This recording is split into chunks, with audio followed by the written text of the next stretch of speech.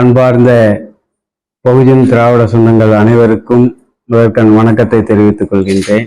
நாம மிகப்பெரிய மாற்றத்துக்கான களத்துல நின்று கொண்டு இருக்கிறோம். இந்த களத்திற்கு எப்படி வந்தோம் அப்படின்னா, கை நிறைய பணத்தோடையும் பொருளோடையும் இருக்கும், அதை காப்பாத்திக்கிடணும் அப்படிங்கிறதுக்காக இந்த களத்துக்கு வரல. நாம் பார்க்கின்ற சமூகம், நாம் பிறந்த சமூகம், இதன் பட்ட வலி வேதனை, இதன் வெளிப்பாடாக நாம விரும்பி வரல. இந்த இயற்கை நம்மளை இந்த இடத்துக்கு கொண்டு வந்து நிப்பாட்டி இருக்கு. அப்படிப்பட்ட சமூக சூழ்நிலையில இருந்து இந்த களத்துக்கு வந்திருக்கோம்.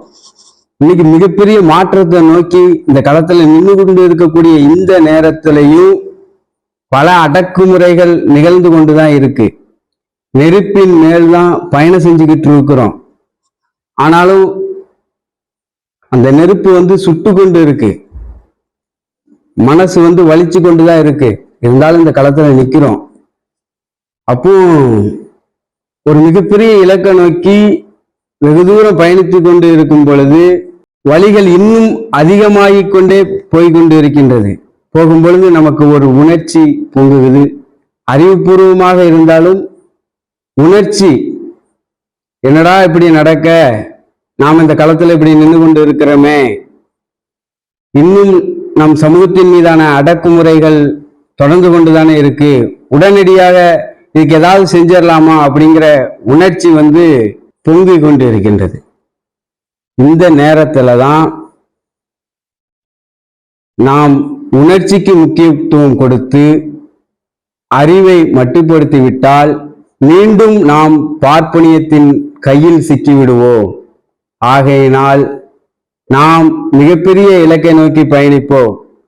நாம் இழப்பு என்பது இன்னைக்கு இழக்கவில்லை, ஏற்கனவே இழந்து கொண்டுதான் இருக்கிறோம் பன்னெடும் காலமாக. ஆகையினால் நாம் இன்னும் எத்தனை இழப்புகளை சந்தித்தாலும் பரவாயில்லை, நாம் இலக்கை நோக்கி, நம்முடைய இலக்கை நோக்கி நம் பார்வை இருக்கட்டும். பக்கத்தில் நடக்கிற கொடுமை நடந்து கொண்டே இருக்கட்டும். ஒரு நாள் அந்த இலக்கை அடைவோம், இந்த கொடுமைகளுக்கெல்லாம் முடிவு கட்டுவோம் அப்படின்னு சரியான நேரத்துல இந்த பயிற்சியின் மூலமாக மீண்டும் அறிவுபூர்வமாக சிந்தி, அறிவுபூர்வமாக செயல்படு, பாராளுமன்றத்தை நோக்கி உன்னுடைய பயணம் இருக்கட்டும். பாராளுமன்றத்தை அடையும் பொழுது இங்கு பகுஜன் திராவிட சமூகம் ஓர் இனமாக திரளும். அன்றைக்கு பார்ப்பனியம் இந்த மண்ணை விட்டு அகலும்.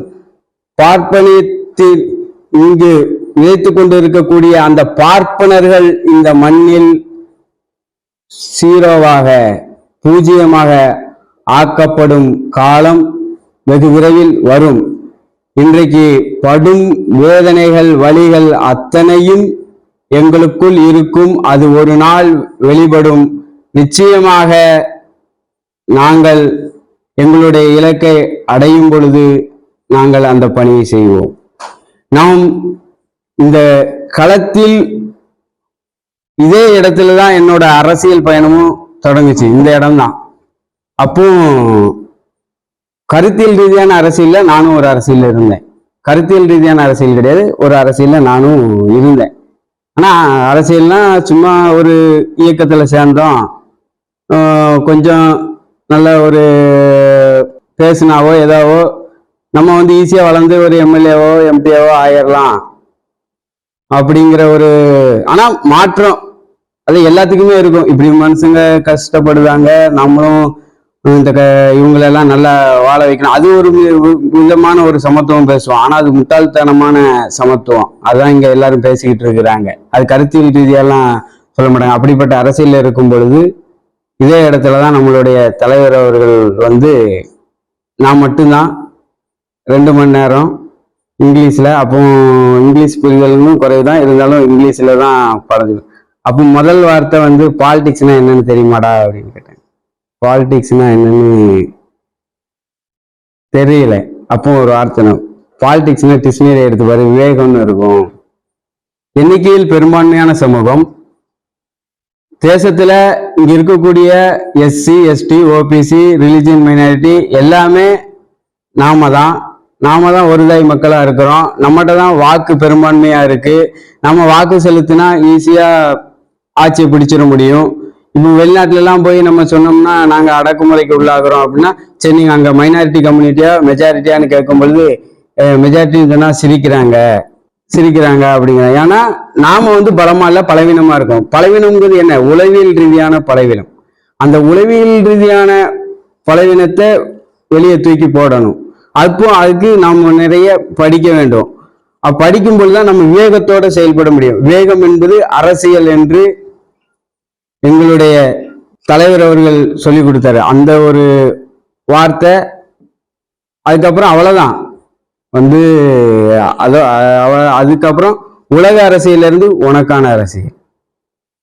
நீ எந்த அரசியல் இருக்க, அந்த அரசியல் உன்னுடைய சமூகத்தை நான் இங்க திரும்ப திரும்ப குறிப்பிடுறது பகுஜன் திராவிட சமூகத்தை. இங்க பார்ப்பனர்களை தவிர மற்ற எல்லோரும் வஞ்சிக்கப்பட்ட சமூகம்தான். அதில் நான் அதிகமாக வஞ்சிக்கப்படுகிறேன், நீங்கள் குறைவாக வஞ்சிக்கப்படலாம். ஆனால் நீங்களும் வஞ்சிக்கப்படுகிறீர்கள், நானும் வஞ்சிக்கப்படுகிறேன். அவ்வளவுதான் வித்தியாசம். ரெண்டு பேருமே வஞ்சிக்கப்பட்டது கொண்டுதான் இருக்கோம். நீ நல்ல அலங்கரிக்கப்பட்ட அடிமையா இருக்க, நான் அலங்கோலமா அடிமையா இருக்கேன். அவ்வளவுதான் வித்தியாசம். நீனும் அடிமை, நானும் அடிமை தான். இந்த மண்ணில் இருக்கக்கூடிய சகோதரா, நீயும் அடிமை, நானும் அடிமை. வா, ஒன்று கூடுவோம், இங்கு ஒரு மாற்றத்திற்கான அரசியல் படைப்போம் அப்படிங்கிற ஒரு பகுஜன் திராவிட கருத்தியலை அரசியலை உள்வாங்கிய இடமும் இதுதான். இந்த இடம் ஏற்கனவே அரசியல் ரீதியாக செயல்பட்டு கொண்டிருந்த இடம். இன்றைக்கு அது ஒரு முழுமை பெற்று அது பறந்து விரிந்து இந்த தேசம் முழுவதும் இருக்கக்கூடிய சகோதரர்களை இங்கு அழைத்து நிச்சயமாக ஒரு மிகப்பெரிய மாற்றத்திற்கான பணியை செய்வோம். இன்னொன்னு பேசல சொன்னாங்க, வட இந்தியா தென்னிந்தியா அப்படின்னு.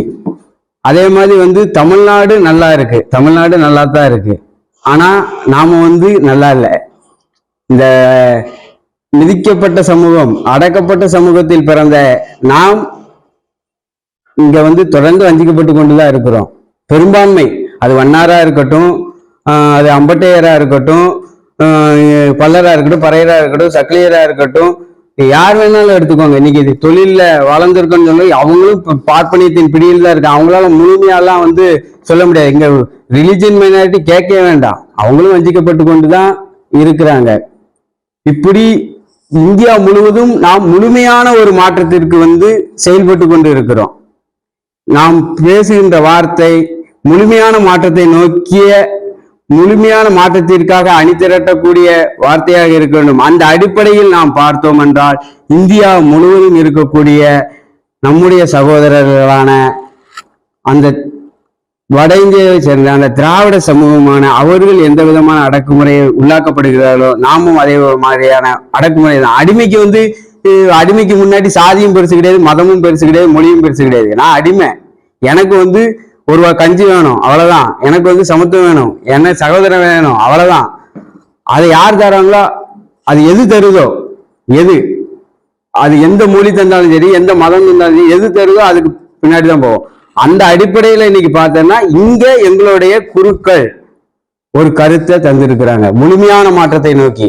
அந்த குருக்கள், குரு ரவிதாஸ்ல இருந்து இங்க ஐயா வைகுண்டர்ல இருந்து எல்லாரும் அதை அடுத்த தலைமுறைக்கு கடத்தும் விதமாக இன்றைக்கு இந்த பள்ளி ஆரம்பித்து ஒரு 3 நாள் பயிற்சி என்பது அடுத்து மிகப்பெரிய மாற்றத்தை நோக்கி நம்ம சமூகத்தை நகர்த்தக்கூடிய அளவிற்கு நமக்கு ஒரு புத்துணர்வை எனக்கும் மற்றவர்களுக்கும் தந்திருக்கிறது.